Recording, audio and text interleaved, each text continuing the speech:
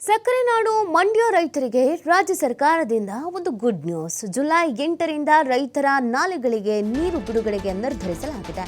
ನೀರು ಬಿಡುವ ಬಗ್ಗೆ ಸಚಿವ ಎನ್ ಚಲುವರಾಯಸ್ವಾಮಿ ಮಾಹಿತಿಯನ್ನು ಹಂಚಿಕೊಂಡಿದ್ದಾರೆ. ಜುಲೈ 6ರಂದು ಬೆಂಗಳೂರಿನಲ್ಲಿ ನೀರಾವರಿ ಸಲಹಾ ಸಮಿತಿ ಸಭೆಯಲ್ಲಿ ತೀರ್ಮಾನಿಸಿ ನಾಲೆಗಳಿಗೆ ನೀರು ಬಿಡುವ ಬಗ್ಗೆ ನಿರ್ಧಾರ.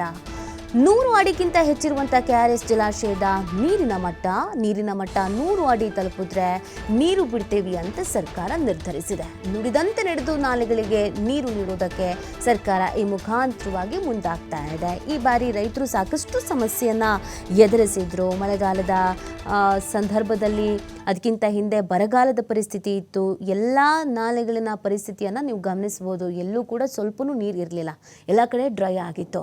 ಇದರಿಂದ ರೈತರು ಕೂಡ ಕಂಗಾಲಾಗಿ ಹೋಗಿದ್ರು. ಈ ಥರ ಆದರೆ ಹೇಗೆ, ಏನು, ಎತ್ತ ಅಂತ.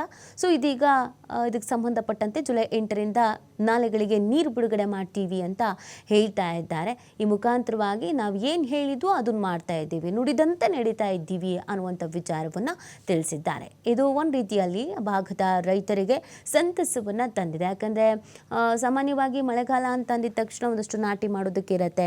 ಈ ಬಾರಿ ಬರಗಾಲದ ಪರಿಸ್ಥಿತಿಯಲ್ಲಂತೂ ಏನು ಬೆಳೆಯೋದಕ್ಕೂ ಸಾಧ್ಯ ಆಗಿಲ್ಲ, ಫಸಲನ್ನು ಪಡ್ಕೊಳ್ಳೋದಕ್ಕೂ ಕೂಡ ಸಾಧ್ಯವಾಗಿಲ್ಲ. ಆದರೆ ಮಳೆಗಾಲವೂ ಕೂಡ ತಡವಾಗಿ ಲೇಟ್ ಆಗಿದೆ, ಕೆಲವು ಕಡೆಯಲ್ಲಿ ಮಳೆನೂ ಆಗ್ತಾ ಇಲ್ಲ. ಹೀಗೆ ಮುಂದುವರೆದ್ರೆ ಕಷ್ಟ ಆಗುತ್ತೆ ಅನ್ನೋದನ್ನು ರೈತರು ಕೂಡ ಹೇಳ್ಕೊಳ್ತಾ ಇದ್ರು. ಅದರಂತೆ ಇದೀಗ ಸರ್ಕಾರ ರೈತರಿಗೆ ಒಂದು ಗುಡ್ ನ್ಯೂಸನ್ನು ಕೊಡ್ತಾ ಇದೆ.